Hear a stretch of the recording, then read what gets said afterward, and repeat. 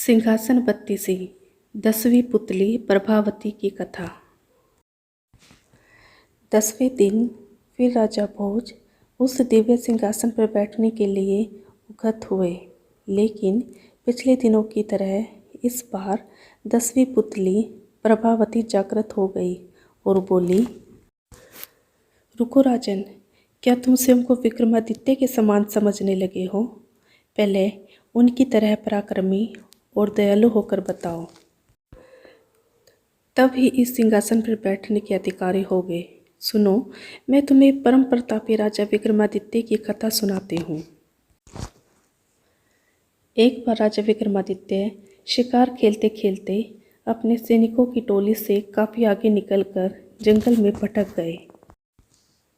उन्होंने इधर उधर काफ़ी खोजा, पर उनके सैनिक उन्हें नज़र नहीं आए। उसी समय उन्होंने देखा कि एक युवक एक पेड़ पर चढ़ा और एक शाखा से उसने एक रस्सी बांधी। रस्सी में फंदा बना था। उस फंदे में अपना सर डालकर झूल गया। विक्रम समझ गए कि युवक आत्महत्या कर रहा है। उन्होंने युवक को नीचे से सहारा देकर फंदा उसके गले से निकाला तथा उसे समझाया कि आत्महत्या कायरता है और अपराध भी है। इस अपराध के लिए राजा होने के नाते वे उसे दंडित भी कर सकते हैं। युवक उसकी रोबीली आवाज़ तथा वेशभूषा से ही समझ गया कि वे राजा हैं, इसलिए भयभीत हो गया। राजा ने उसे सहलाते हुए कहा कि वह एक स्वस्थ और बलशाली युवक है, फिर जीवन से निराश क्यों हो गया? अपनी मेहनत के बल पर वह आजीविका की तलाश कर सकता है। उस युवक ने बताया कि उसकी निराशा का कारण जीविकोपार्जन नहीं है और वह विभिन्नता से निराश होकर आत्महत्या का प्रयास नहीं कर रहा था। राजा ने जानना चाहा कि कौन सी ऐसी विविधता है जो उसे आत्महत्या के लिए प्रेरित कर रही है। उसने बताया कि वह कालिंगा का रहने वाला है तथा उसका नाम वसु है। एक दिन वह जंगल से गुजर रहा था कि उसकी नज़र एक सुंदर लड़की पर पड़ी। वह उसके रूप पर इतना मोहित हुआ कि उसने उससे उसी समय प्रणय निवेदन कर डाला। उसके प्रस्ताव पर लड़की हंस पड़ी और उसने उसे बताया कि वह किसी से प्रेम नहीं कर सकती क्योंकि उसके भाग्य में प्रेम करना नहीं लिखा है। दरअसल वह एक राजकुमारी है जिसका जन्म ऐसे नक्षत्र में हुआ है कि उसका पिता ही उसे कभी नहीं देख सकता। अगर उसके पिता ने उसे देखा तो तत्क्षण उसकी मृत्यु हो जाएगी। इसलिए उसके जन्म लेते ही उसके पिता ने नगर से दूर एक सन्यासी की कुटिया में भेज दिया और उसका पालन पोषण उसी कुटिया में हुआ। उसका विवाह भी उसी युवक से संभव है जो असंभव को संभव करके दिखा दे। उस युवक को जिसे मुझसे शादी करनी है, खोलते तेल की कढ़ाई में कूदकर जिंदा निकलकर दिखाना होगा। उसकी बात सुनकर वसु उस कुटिया में गया जहाँ उसकी निवास था। वहाँ जाने पर उसने कई अस्थिपंजर देखे जो उस राजकुमारी से विवाह के प्रयास में खोलती कढ़ाई के तेल में कूदकर अपनी जानों से हाथ धो बैठे थे। वसु की हिम्मत जवाब दे गई। वह निराश होकर वहाँ से लौट गया। उसने उसे बुलाने की लाख कोशिश की, पर उसका रूप सोते जागते उठते बैठते हर समय आंखों के सामने आ जाता है।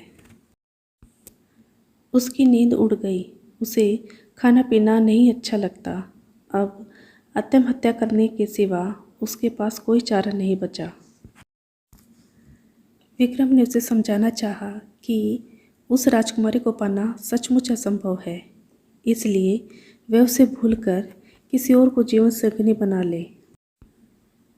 लेकिन युवक नहीं माना। उसने कहा कि विक्रम ने उसे व्यर्थ ही बचाया। उन्होंने उसे मर जाने दिया होता तो अच्छा होता।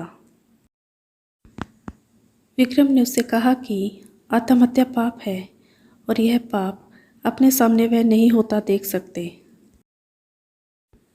उन्होंने उसे वचन दिया कि वे राजकुमारी से उसका विवाह कराने का हर संभव प्रयास करेंगे। फिर उन्होंने माँ काली द्वारा प्रदत्त दोनों बेतालों का स्मरण किया।